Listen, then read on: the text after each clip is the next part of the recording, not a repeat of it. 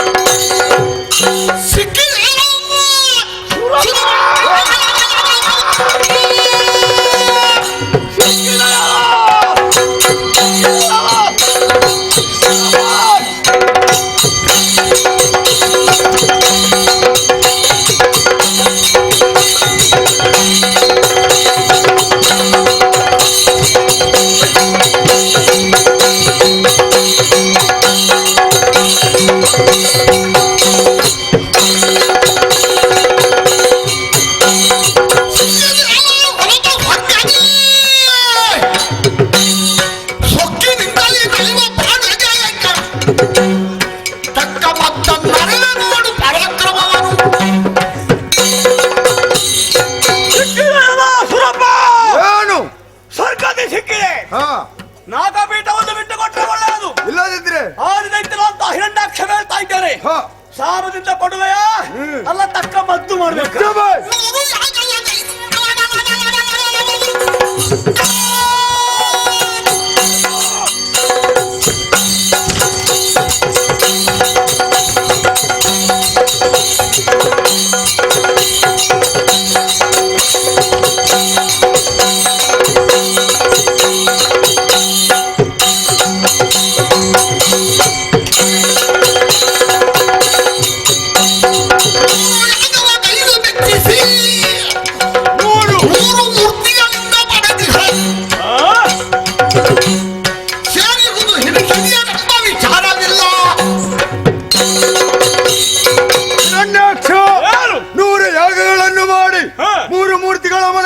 ಏಕಕಾಲದಲ್ಲಿ ಮೆಚ್ಚಿಸಿ ಪಡೆದಂತಹ ಗದ್ದುಗೆ ಇದು. ಅಂದೇ ತ್ರೈಮೂರ್ತಿಗಳು ಹೇಳಿದ್ದಾರೆ, ಒಂದು ಮನ್ವಂತರದವರೆಗೆ ನೀನೇ ಇರಬೇಕು ಇಂದ್ರ ಎಂಬುದಾಗಿ. ಈ ಹೊತ್ತು ಬಂದಿದ್ಯಾ, ನಿನ್ನ ತಲೆಗೆ ವಜ್ರಾಯುಧದಿಂದ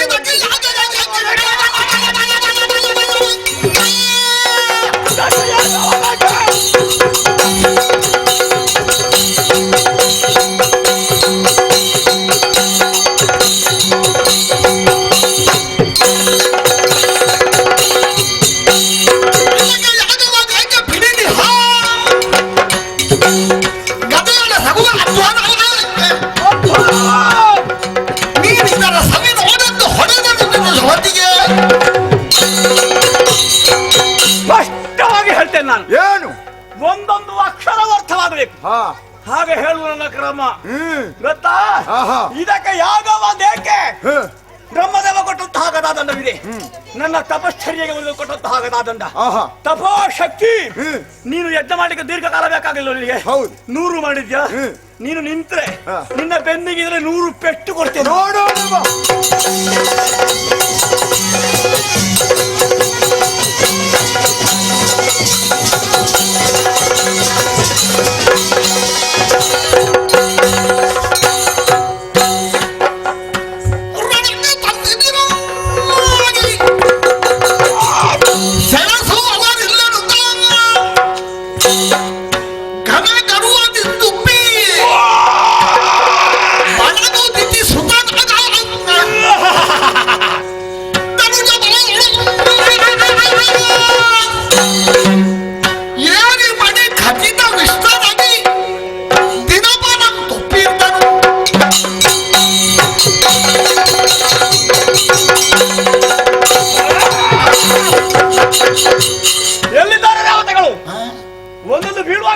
ಹೋಗಿದ್ದಾರೆ.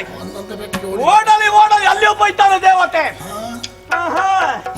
ನಮ್ಮ ಕೈಗ ಸಿಗೋದ ಎಲ್ಲಿಗೆ ಹೋಗ್ತೀನಿ ನಿನ್ನ ಬಿಡ್ತಂತ ವಿಷಯ ನೀನು ಅಂಜು ಮುರುಕ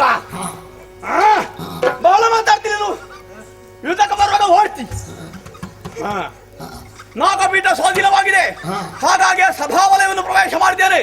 ರತ್ನ ಖಚಿತವಾದಂತಹ ಸಿಂಹ ವಿಷ್ಣುರ ಕಾಣ್ತಾ ಇದೆ.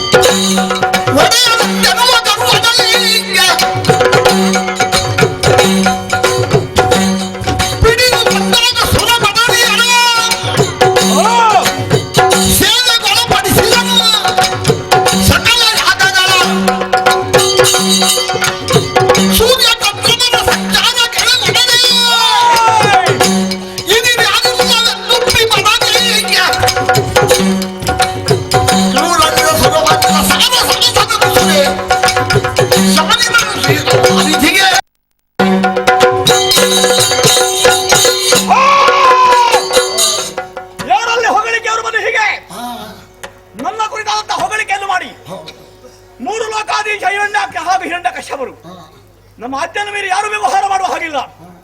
ನೀನು ಕುಳಿತುಕೊಂಡ್ರೆ ಕುಳಿತುಕೊಳ್ಬೇಕು, ಹೇಳು ಅಂದ್ರೆ ಹೇಳ್ಬೇಕು. ಎಲ್ಲಿಯಾದ್ರೂ ಆಚೀಚೆ ಮಾಡಿದೆ ಘನಘೋರ ಶಿಕ್ಷೆಗಳ ಪಡಿಸೇರು. ಸೂರ್ಯಚಂದ್ರನು ನನ್ನ ತಾಲೂಕು ಅಜ್ಜನ ಮೇಲೆ ವ್ಯವಹಾರ ಮಾಡುವ ಹಾಗಿಲ್ಲ. ಹಗಲಲ್ಲಿ ಚಂದ್ರ ಬರಲಿ ಅಂದ್ರೆ ಬರಲೇಬೇಕು, ರಾತ್ರಿಯಲ್ಲಿ ಸೂರ್ಯ ಕಾಣಬೇಕಂದ್ರೆ ಕಾಣಲೇಬೇಕು. ಇದು ನನ್ನ ಆಜ್ಞೆ.